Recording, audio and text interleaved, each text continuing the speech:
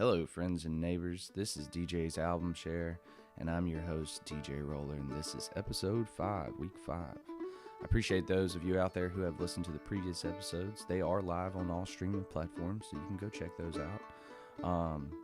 But on today's episode, I'm really super excited. Today's episode, I'm joined by Spencer Ferguson. And Spencer is a little background on him. He's a lifelong musician, a family friend of mine, and a member of various local bands in the area I grew up in, South Boston, Virginia. I hope you enjoy our conversation. One really cool thing, the album that Spencer picked is the Derek and the Dominos, Layla, and the other Assorted love songs, and he actually gave me a copy of that album, which was it was pretty surreal. I wasn't expecting that at all. And then the album that I picked for him was Humble Pie, Smokin. So this is a really cool conversation.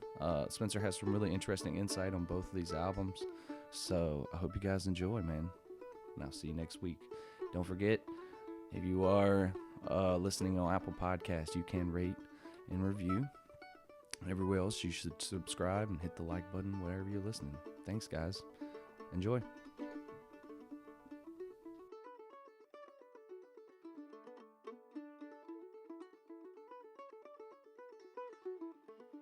Hey Spencer, what's up, man? How you doing, DJ? I appreciate you coming in doing this for me. This is awesome. I just want to start with one thing I want to say about my personal relationship with you. When I was growing up playing music in South Boston, Virginia, there was a couple of dudes that were playing music.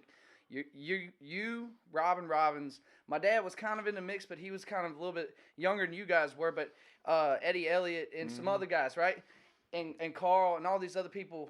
You guys were out there playing music, and to me, it was it's weird because you guys were alive when some of this music came out. Absolutely, you know what I mean? Yep. And so that to me was always interesting. That angle. There was a lot of good musicians from a small hometown that we are from. Full of music. And right? All kinds of genres too. Full of music. Right, full of music. Mm-hmm. But that was something that like you were the drummer, man. Like you were the dude. Like you were the blues drummer, and I was. Even though I played mandolin, I was always just encapsulated by the blues. And obviously, Duane Allman was my favorite representation of that. You know what I mean? And what's cool about the album that you picked, I'm so glad you picked it. It's obviously Derek and the Dominos, Layla and other assorted love songs. What's funny about that, and I wanted to ask you, one of my biggest questions is, what was it?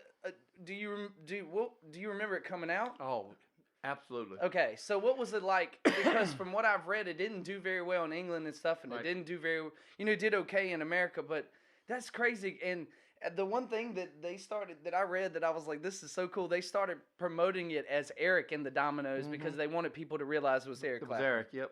And he said... He didn't want to. That's classic This is Eric. his attempt of being, just a band member. Exactly. Is what I've read a lot about today. Mm-hmm. And I had listened to obviously Layla. That's one of my favorite tracks. And I played guitar for a couple of years as an aspiring guitar player. That's like, you got to learn that song basically, right? That's it. But the cool thing about the album, Duane Allman only played on 11 of the 14 tracks. Mm-hmm. But as soon as he comes in, the first 3 songs are I Looked Away, Bell Bottom Blues, and Keep On Growing. And then right after that, the next song, you're like, oh yeah, that's Duane Allman. Yeah, exactly. Exactly. Because those Bell Bottom Blues, Keep On Growing, and It's Too Late are the 3 songs he didn't play on. Mm.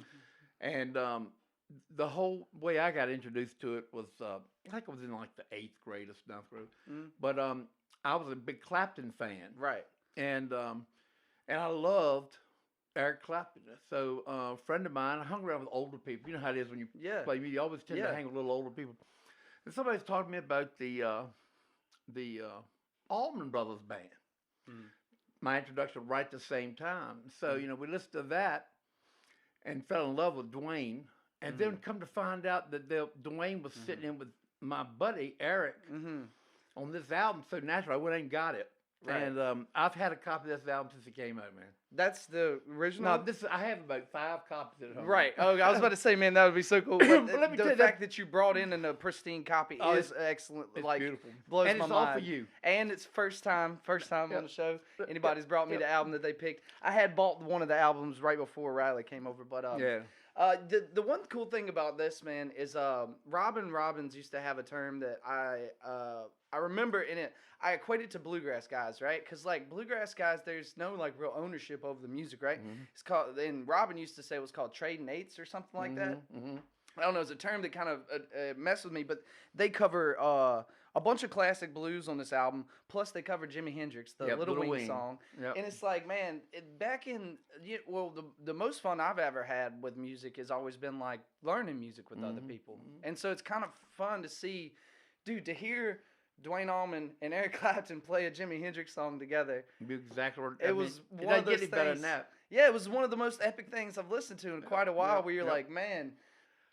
I know when I set out to listen to this album, I knew what I was getting myself into, right? I knew it was going to be exciting or fun for me and enjoyable for me, but the thought that I would get to hear something as iconic as that, and like I guess it didn't sink into me because I haven't really looked at the track listing that much, before. Yeah. So, well, let me tell you something kind of interesting about this. When I got this album, when I was the first copy when I was, like I said, 8th, 9th grade, whatever.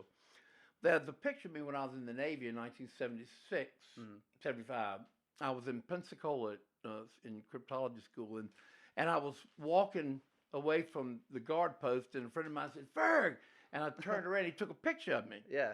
I'm holding this album. No way, dude. It's not this one, but I'm holding the Derek Dominos album. Yeah. Because it's kind of like, I was going to take it everywhere I go. Man, that's amazing. I mean, being most of the stuff that I've read, and obviously it's so cool being... It's cool being on this side of the conversation, to be honest with you, man, because I feel like I don't know how to ask the right question right now to you personally, because I want to know so much. Like being around this is such an iconic album. Like it really and truly, Layla, take that away from the rest of some of the blues stuff. When Clapton has such a name because he was with Cream, obviously, and then his next project, and then Bonnie and Delaney or whatever, and the Yardbirds, all that stuff, right? And so like he has such a name that when he played with people or he played people's music, it was kind of a stamp of approval, right? So when you have like you said, when you're just finding out about the Allman Brothers, and then you find out that Dwayne Allman played with Clapton, it's like, oh, then this dude's the shit. Yeah, exactly. Right. I said, hey, I got to check these guys out a little deeper. Yeah, exactly. Yeah, I was just curious if that was the way. That's the way I treat music. You know what I mean? Every time I find out, like, oh, this guy played with that guy, and they did. So you're into all that, aren't you? I love it. I love the backstory of shit. Me too. I mean, I can sit down and I start talking shit. Next thing I'm talking about, when he played the first pub and when he was 12. I love that stuff. I mean, that's the coolest story for me about like Derek Trucks or somebody like that, right? Exactly. Where his uncle is part of the Allman Brothers, and he ends up playing with him when he's young, and which, by the way, real quick on the side, on one of the many times I saw Clapton, I got to tell you, I was going to a conference in Charlottesville, real quick, and I was in there, and I said, "Let me see what's going on in Charlottesville." And so I was in my office, and I said, "Shit, Clapton's there tonight," and I didn't even know it. And I'd seen him a bunch of times, and I said, "Shit, I'm going." Okay. So it's the day of the show, right? So I call up there to the John Paul Jones Center, and the guy's phone. I said, "Hey man," I said, "Don't laugh at me. But do you have any Clapton tickets left on?" He burst out laughing. And I said, "Don't laugh at me." He said, "If you call me on the day of a show and ask me that question, you gave me permission to laugh at you." Yeah. He started laughing. He said, "Wait a minute." I heard click, click, click, click, click. He said, "Oh my God." I said, "What?" He said, "The gods of rock and roll have smiled upon you." I said, "Don't mess with me. What is it?" He said, "I got a ticket." I said, "Where is it?" He said, "On the front row." No way, dude. I said, "Don't be messing with me. I'll come up there and find you." He said, "I'm serious, man. It's one ticket on the front row." I said, "How much is it?" He said, "Well, considering all the other tickets up there, with the exception of 3, sold for like $800 to $1,000, your ticket is $91.55, I think." I still have the ticket stub in my office. No way, dude. Somebody evidently turned them back in and couldn't go. So I happened to call, and he told me, he said, "Always call the day of the show." So I didn't get to the point. I walked in there, and the guy standing, he said, "Can you show me where my seats are, please?" I was by myself, and I'm on my way over to there from the motel. I'm, getting myself primed up. Yeah. And I walk in, and I said, "Excuse me, can you show me my seat?" He said, "You know what a damn seat is." I laughed and went on down, and Derek Trucks was in the band then. Really? I was on the front row. Steve Jordan, Clapton, Derek Trucks, and then you got what's his name, Chris Stanton, who was one of my keyboard player, and you had I can't remember the guy playing bass, Then you had Dole Brammer playing, and they did a lot of. It was a tour. They did a lot of this, and to watch Derek Trucks. Yeah, man. Dude, played Dwayne Allman was amazing. So for me personally, that was something I was going to bring up. I've talked about this in past episodes. You know, putting someone on an album is one thing, and then the live representation of that is obviously something else. And I think they're like two completely different animals. Honestly, like to be able to do both is really, really impressive. I had a buddy on past. He wanted to talk about. We talked about a Fish album, you know, and like they're one of the epitomes of they can do stuff on record and then live that kind of can blow your mind. Oh yeah. But to like a lot of the experiences that I've had deep revelations with stuff where I listened to a lot of Allman Brothers stuff growing up. My dad was a huge fan. Oh, no, he was. And I went and I saw the Allman Brothers when they played at Lock-In and Derek was playing Slide. Mm-hmm. And I literally was listening to it, and man, that dude is so good. He can play what Dwayne Allman would have played on that song, and it sounds like it's the closest thing I'll ever come to hearing the actual Allman Brothers. Exactly like as a 29-year-old adult, you know, like that was the coolest thing for me because I've listened to live at Fillmore, I've listened to everything. I have listened to every song I think that they have ever put out, from the Almond Joys to the Dickie Betts, the Great Southern, all that stuff. Yep. You know what I mean? And that was what was really cool about this album. Like I said, about the third or fourth track in, boom, here comes the slide guitar, and if it wasn't for Clapton singing on some of this stuff, it would be hard for me to argue with you if you said that was like Allman Brothers. You know what I mean? Like, I agree. And you know what's interesting is that Clapton says it, and I've said it too. Not that we're on the same line, but you know we are. He said something that I remember just hit me hard. He said, when Dwayne starts playing the slide on on some of those slow blues tunes, says you can actually feel Clapton crying because of his sorrow in the making of the album. Just hearing Dwayne play, and it's just amazing. I think that you know, what's funny to me is I've really delved into Dwayne's slide playing because I'm a nerd about this stuff. I want to hear. Oh, me too. Because see, the way that I think the reason I'm like this is I grew up with the internet, but I also grew up at a time period where that was still kind of birthing, right? So I still had to go find that guy who knew how to play the instrument and then go, hey, who taught you? And then who taught you, right? So I had a lineal. I never paid for lessons on a mandolin or anything like that. So I'm always been curious, like a sponge for information. And listening to the Allman Brothers, their reference to who their slide guitar player was, the Taj Mahal record with Rock Hooter on it, right? Yep. And it's like, man, that's not you would think that what they were talking about was 50 years. Oh, yeah. It was like 10 years, like even maybe around that time period, you know, when that Taj Mahal record came out, and then all of a sudden Dwayne Allman's playing slide. Yeah, I love Todd. And so it's like, it's really cool that they were peers in that aspect, right? So like, maybe they had chased that lineal down at that point. They had chased the guy who he knew how to play, and they find that guy all the way down, right? And then all of a sudden you find a peer of yours that can play a different style of guitar. What I read today is that they were Eric Clapton writes in his book, supposedly it was a quote I read, that he was like, we were damn near inseparable. The days we were in Florida, because I think what I read, they recorded this in Miami. Yep. The days that they were together playing, we were just trading licks and stuff. I could only imagine in that time period working as hard as you had to get to be Clapton or Dwayne Allman, and then finding somebody on your level.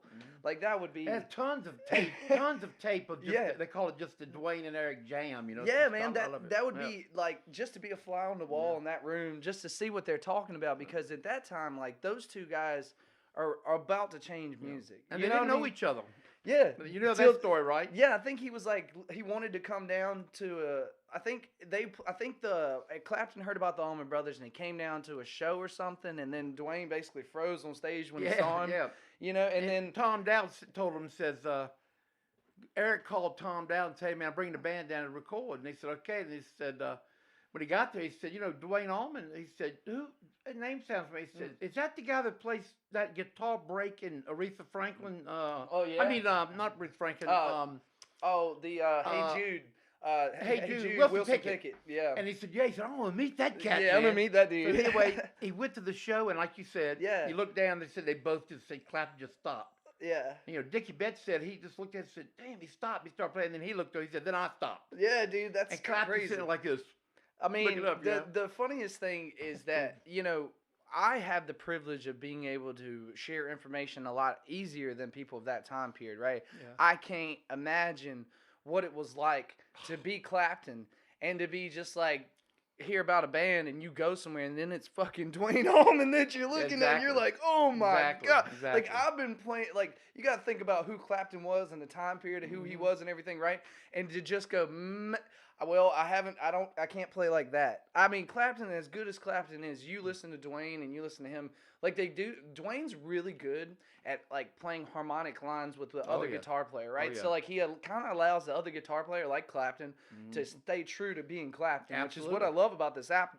You're exactly right. That does happen on here. It does. It happens a bunch of times, man. Like Clapton still sounds like Clapton, but then you have like this you can't deny that it's Dwayne when he plays. Yeah. You know what I mean? And Dwayne does that a lot. That's why I think he did so well with Dickie Betts. Yeah. You know, Dickie Betts was a great guitar player, but to me, some of the better stuff he did was with, the Le Mans and A minor and all that jazz stuff that they do. You know what I mean? Like, that stuff's to me is some of the better guitar lines. And here's the craziest part. As big a fan of Dwayne Allman as I am, I used to sleep with the Allman Brothers. Every time I pick up a guitar, I sound more like Dickie Betts every day. You know why that is, don't you? He's Dwayne was the slide player, and Dickie was more of the picking player. You got that Southern country twang, man. Exactly. In your system, and the more I do it, I realize I'm like, man, I love Dickie, but it's just like I'm such a fan of Dwayne. It kind of ruins the guitar for me, honestly. But that's great, man. You know, I wanted to definitely talk about two more things on this album before we go to the next album. Well, let's just go ahead and this album was released in 1970.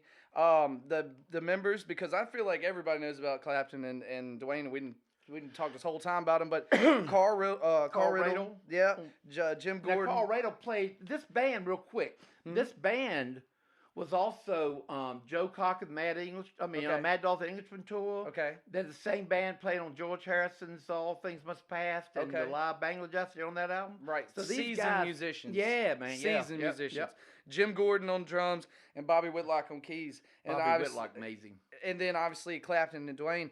And it's like, you know, the term super band gets thrown around a lot, and obviously I feel like I have to say this is from my style of music and my preference of music, this is a super fucking band. But what's crazy is that, you know, they didn't really hang around that long. You know, they had one album, right? Yep. And that was I'm not going to pivot just quickly, but that's why I wanted to bring up the Humble Pie, right?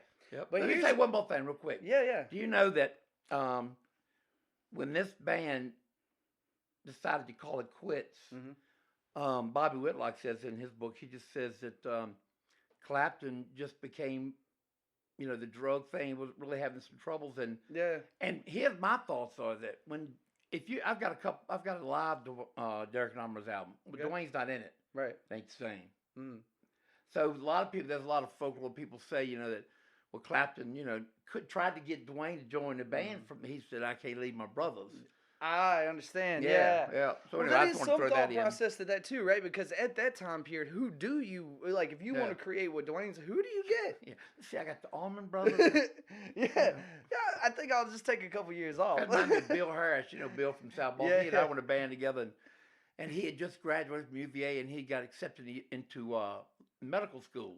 And he told me, he said, man, I think I'm going to stay and play with the basics. I said, you lost your mind. That was a little three-piece funk band we had. Get your ass to damn medical school, which he did. Well, that was one of the things, again, with this album, comparing it to Humble Pie, I have to show some of my ignorance right now, because the reason I wanted to bring up Humble Pie was the Frampton angle, right? Yep.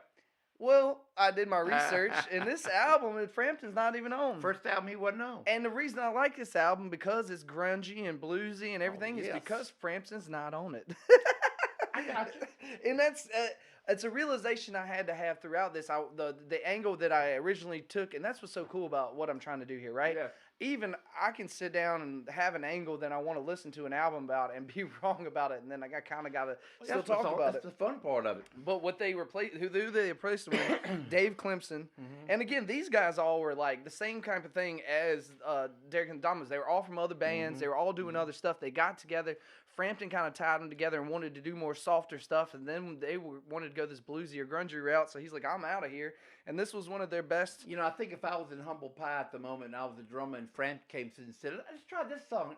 I'm in you." I'd say, "We need to find another guitar." Yeah, dude. You know what I mean? Hey, Steve. Yeah, His right. ass out here. We gotta find a We guitar gotta player. find another guitar player. I mean, that's the funny thing about Frampton is that he had to go and do his own thing to be successful, but he wasn't doing the blues. He wasn't doing the typical blues guitar play. And I don't know, honestly, with the shadow of Clapton and everything, who's to say if he could even be successful? He kind of had to find his own angle. Trying to give him the benefit of the doubt. You know what I mean? He struck pay when he did the Frantic Comes Alive. I saw that Right too. now that was cool shit. Right. As much fun as I make of Pretty Boy. Yeah. That's a hell of an album. Right. Yeah. Dude, my first two. First two songs on there, first two I like, Hot and Nasty and Fixer. They're so like bluesy and grungy. It's like, yeah, well, Frampton could not be, like, listening back to it once I knew he wasn't on there. I was like, oh, this is why it makes. No way, right? There's no way he could have played on that. Like, or he probably could have, but he wouldn't have been what he considers himself, like the slow or the jazzier rock stuff that he plays, Yeah. And then my favorite song is 30 Days in the Hole. Yep. That's my favorite song on the record. Let me tell you. 30 Days, when that album came out, see, I know you do the same damn thing. At 63, you mentioned the album, I can tell you just about every hot thing, piece of shit we listened to. I can tell you where it was powerful, right? Yeah. And I think about that with music. This daggone album here, I think came out in like 72. 72, yeah. And I remember so well the summer of that year, we were hearing this album. We rocked out to this whole. This album was like the shit when it came out. Yeah, dude, hell yeah. And you think about 30 Days in the Hole. Man, 30 Days in the Hole. The bass line, the drumming is in a powerful snare hit, which I love. Yeah, and they had a couple of like, old blues, like straight, like even like Delta blues standards. They have one where it's like a mandolin that's almost out of tune the whole time. What's the last song on the second side? I gotta look it up real quick. It's the last one. It is so good. And Steve Marriott's voice just is amazing. Yeah. Oh, dude. Yeah. The dude's voice is. It's so unique to. I know it kind of sounds crazy because that type of like grungy high voice has kind of always been in that style of music. But still, listening to that guy, you're like, all right, you're in your own category over here. You know what I mean? He had a unique voice. Yeah. Let me look this up just a second. I can't believe I got it right here. The last track on the album is next to the last track on the I Wonder. I Wonder. Now that's a heavy damn blues tune too. And that's exactly what I have written down right here. I have perfect representation of why Frampton had to leave. Like they couldn't do. I'm sure they were sitting on material like that, and they were like, "This is the angle that we want to go." And you have a name like Frampton, and he's like, "Well, this is not what I'm normally play on." Yeah. I mean, dude, I get it all the time. I play mandolin, and most people who bring me songs, they want to bring me like country and bluegrass stuff, and it's like, well, I really want to be a jazz mandolin player. And, you know what I mean? Play like, just anything. Yeah. I don't need just a bluegrass or a country song. Although that's kind of what I fall into. They don't know that. Yeah. That's what's funny, right? Yeah. And I wanted to kind of hammer on one thing. Mm-hmm. The breakdown on Hot and Nasty where it goes, "Do you get the message?" Yeah. It's so 70s rock, man. It's cowbell, the top of the damn cymbal. Ting, ting, ting, ting. I love it. I love that breakdown. Yeah, It's probably one of my favorite parts of that song. And that's like the first track on the album. And kind of like, again, what I've asked, I asked Riley this question, and I kind of thought about it afterwards. Like, if you wrote these songs, how would you order them? That's not the right question. What the right question is the genius of how you would order tracks on an album like this. And they like thinking about the, when I'm just streaming an album and then you bring their album over here and I'm looking at them and going, oh, yeah, that's right. This is two different albums. This is two EPs, right? Two LPs. Two LPs, right? So it's like, when you listen to it on a Spotify track where it's just bam, bam, bam, bam, bam, right, I don't get the same thought process that they have. Let's put these four and these four and these four and these four together. That has a much more impactful decision making. And to me personally, like I've been talking about this personally, like if I were to be able to afford to release music, that's kind of how I'd want to release it, right? Where it's just kind of like 4 or 5 tracks together, and then the whole what makes them separate is the whole manual process of flipping the thing over, right? Yeah. Hey, flip your record up. Yeah, man. Yeah. That's that we don't. My generation doesn't get that. I know. They don't. We don't get that, dude. We get skip to the track. I don't like this. 10 seconds in, don't like this. Skip it. I have had this personally, man. I have to redo an episode here because I listened to an album and I wasn't a big fan of it, and I tried to go back and fix what try to be positive because I'm not trying to be negative. Oh, absolutely. At all, right? Yeah, it's all about positivity, about the music that I love, that we all love, right? Mm-hmm. But I needed to do my homework a little bit better, so I got to do that episode again. But hey, that's the whole learning curve and learning process of what I'm doing here. But what I love about both of these albums, classic rock to a whole, blues influences, like what I love growing up. Super slide blues with the Dwayne Allman and Clapton stuff, man. Like I feel like I kind of glossed over how good, the iconic guitar lines that he had in the album. But I mean, I feel like that's on the nose. But it's so cool because both of these albums. It's so awesome to hear you say that the Smokin album was something that you guys were listening to back in the day. Yes, absolutely.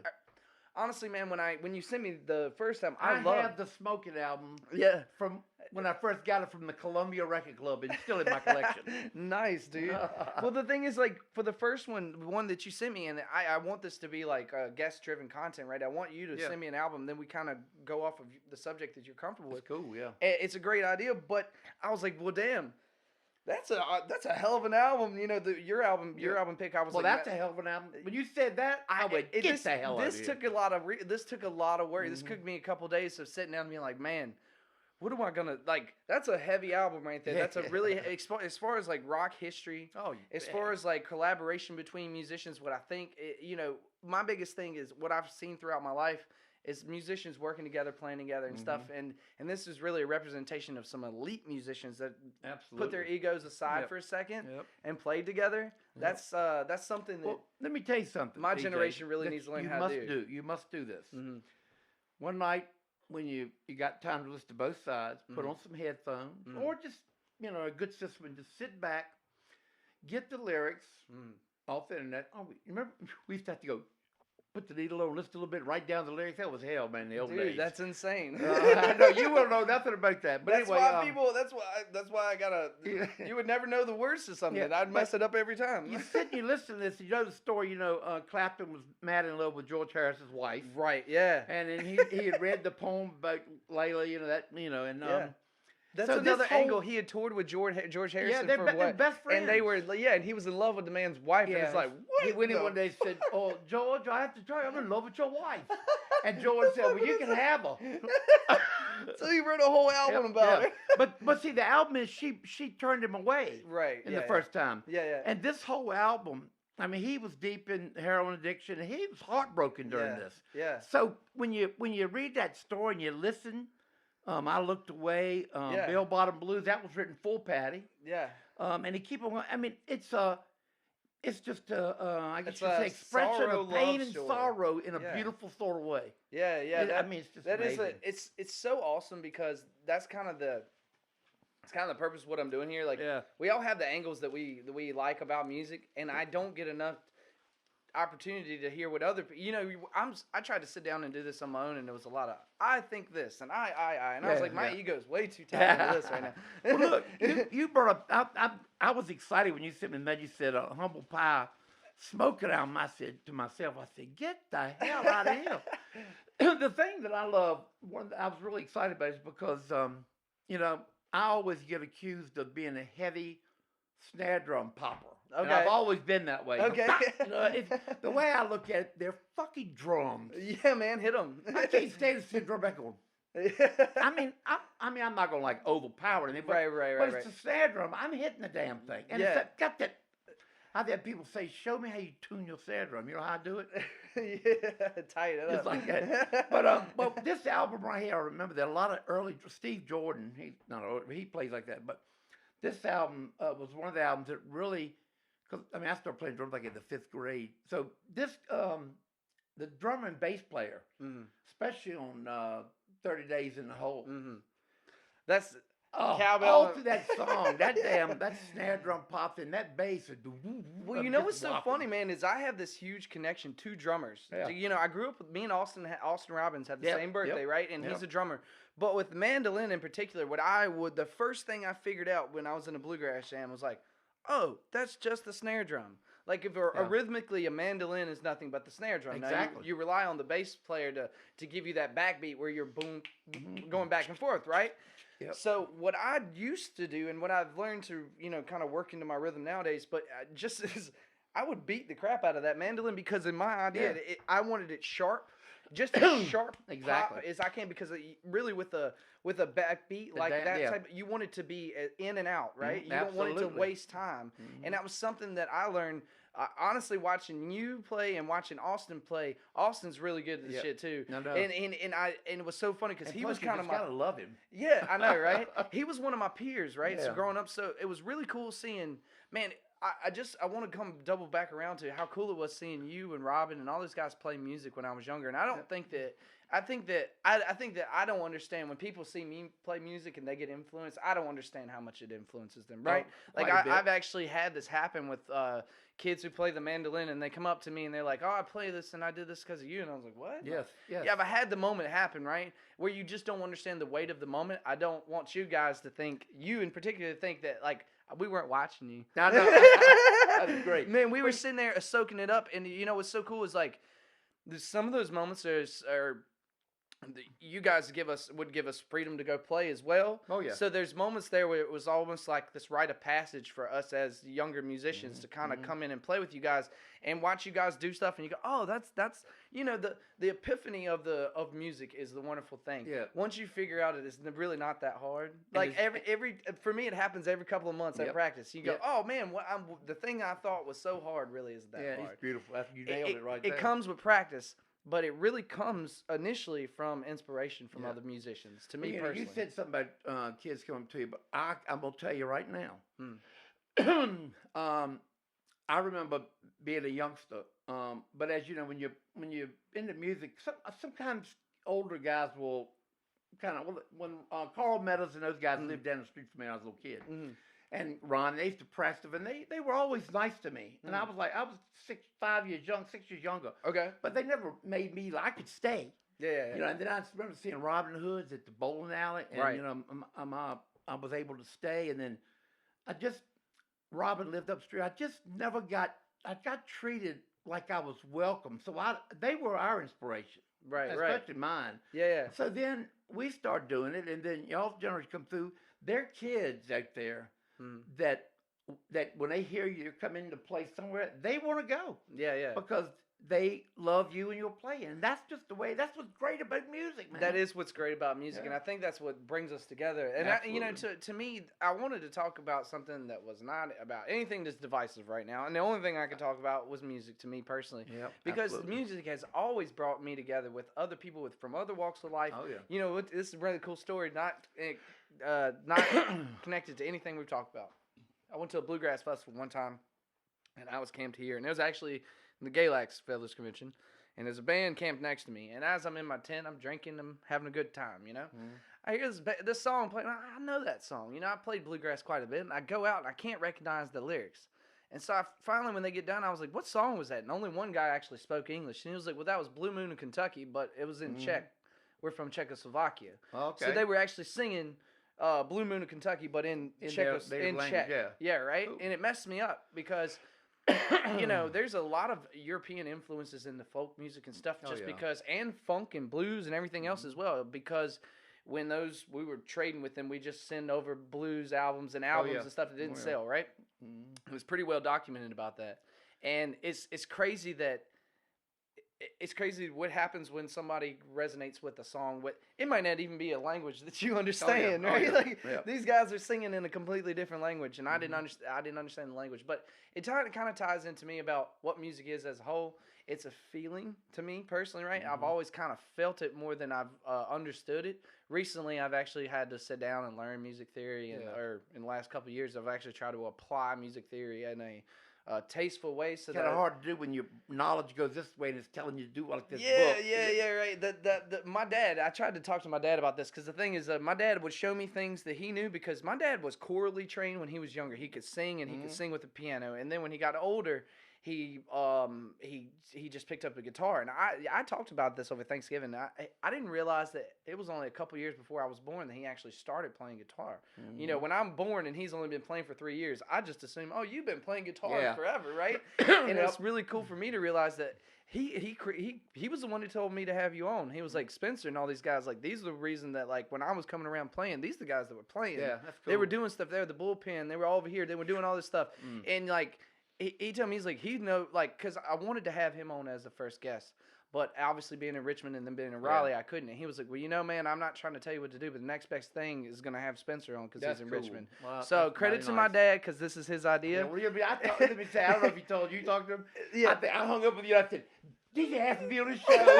Yes. And you know what he said? He said, oh, that's great, man. Yeah, man. Son bitch already knew it. So, yeah, he already knew it, man. He was the one to come up with the idea. But it's the truth, man, because the whole thing was I wanted to come out about this. I've said this every episode, and I probably say it every episode.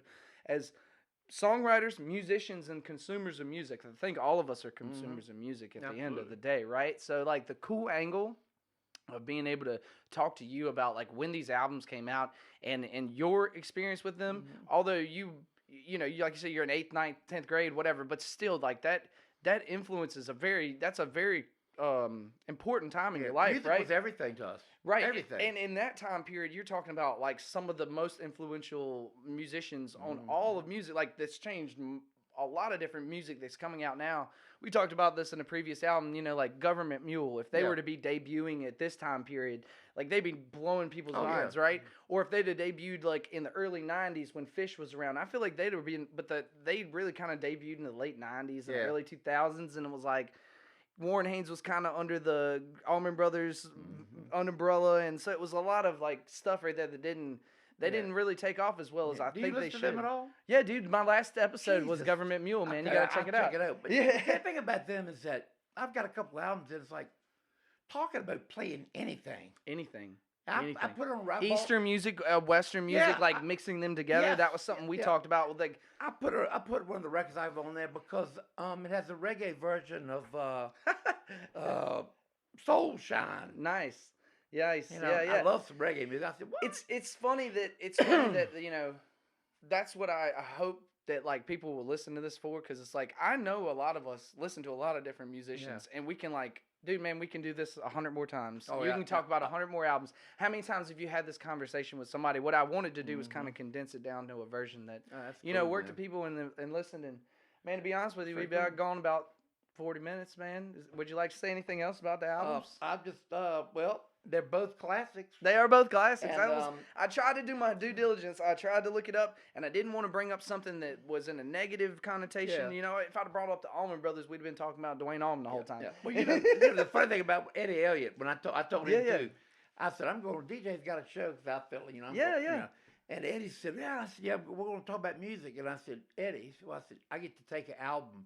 I said, guess which one it is. He looked at me, and I knew he was going to say one of two. This one or Fillmore East. Nice, He guessed Fillmore East. I said, gotcha.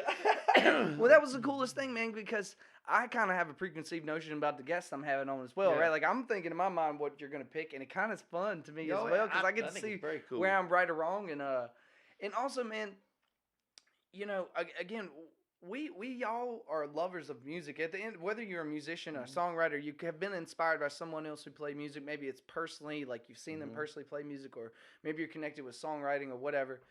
But I think the coolest thing is the to me, it's like a number line or like a timeline, right? And you can kind of see these things in a number line. This album obviously is kind of influential to Warren and then to Derek Trucks afterwards. And I think that, like, to me, I'm not a historian of music, but I'm slowly becoming one. Yeah, you are. Like, you know, I'm becoming one.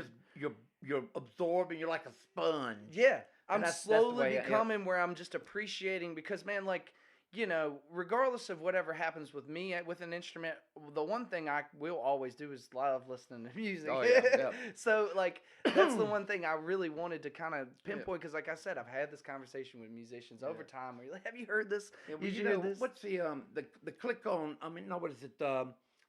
what is it? Music station that goes Spotify. If you listen to a song, it'll send you songs. Yeah. Well, what a great invention. But if you think about it, if you're reading on the internet and you're reading across and you so often they mention Dwayne Allman, it's going to be in blue. So click. Yeah. Take you. That's just it is so much information. It's a great one. The thing that I have learned to do is kind of manipulate the information I'm getting, right? So, I use mostly Spotify to listen to these albums. I'm not sponsored by them, but I want to be. I do use sponsor the show. Yeah, right. Spotify. I do normally use Spotify, and the thing about Spotify is you've got to really do your research beforehand because you've got to know that this was a 4-track album. Like you don't get a lot of backstory on stuff. You can look into the bios and get a little bit of stuff, but you have to do your homework, and that's the one negative part behind it because for me personally, like my generation and a few generations, like probably one before me and all of them after me, we don't understand the vinyl. Like everybody's talking about why vinyl's good, right? My generation, the hipsters, they want to go out and buy vinyl. I have a Chet Atkins vinyl right there. I bought it only because it's a Chet Atkins vinyl, right? I don't think we understand the weight of vinyl, right? Like, so for example, like a Chet Atkins album or a bluegrass album or anything that wasn't widely distributed, to even have it in decent condition is kind of like a big deal, right? Yep. That materialism kind of, for some reason we lost that. That's a weird one, right? Well, I think, when CDs came out, you had cassettes and you were copying your album to cassettes and 8 tracks, click. Yeah. In the middle of the Freebird solo. But anyway, then you had cassettes, but then you had CDs. I swore. I said, I am not going to CD. Yeah. I swore. And Tim Perkins had me listen to Sgt. Pepper's on. I said, damn. But I never got rid of my record. Well, you know what's crazy is there is truth to the fact that, like, I've listened to vinyl and I have listened to the same track digitally, right? The digital compression that happens when you have a digital track, there is some warmth and there's something else there that technically we're not supposed to audibly be able to hear, but there's something that vinyl captures that's like you're in the room with them. Absolutely. It's the craziest thing. Vinyl might be, and I think that's why the hipster push is going back to that. People realize, hey man, this is like true recording, but at some point, my generational hipsters are full of shit. Older vinyl, if it's in good shape. Right. Compared to the new vinyl. The new vinyls are wild. They're not the same. Well, I mean, new vinyl, I was told, I'm not intelligent enough to discuss it, I was told it's like they just took the CD and pressed it into vinyl. Right. That's what they do. They take distilled digital. They get digital track. I mean, I could get a vinyl made. If you use CD, baby, you can get a vinyl made of a digital track. But, this vinyl, it wasn't like that. There are some groups out there that are doing like Wolf. I don't know if you know Wolfpack or Wolf. They're doing the funk and stuff. They're recording it. They're still recording it digitally, but they're not compressing the track before they put it on. So the idea is the compression takes off the like if it's a wavelength, right? If sound is a wavelength, there's some that we can't hear. So compression makes the file smaller, so it cuts off the tail ends, right? So I think Wolf is doing some of that. But there's like a couple of guys that have the label and have the money to do it. Yeah. Well, I have a turntable in my office right behind me, and there are records everywhere. And that was another reason why I wanted to have you on, man. I knew you had a cool record collection. I knew this was going to be awesome. I didn't expect you to bring the damn record we're talking about, which is awesome. So I do appreciate it, Spencer. You're welcome. Thank you for coming in, man. That's good. All right. We'll take a picture of it in just a minute, man. I appreciate it. It's a very cool thing.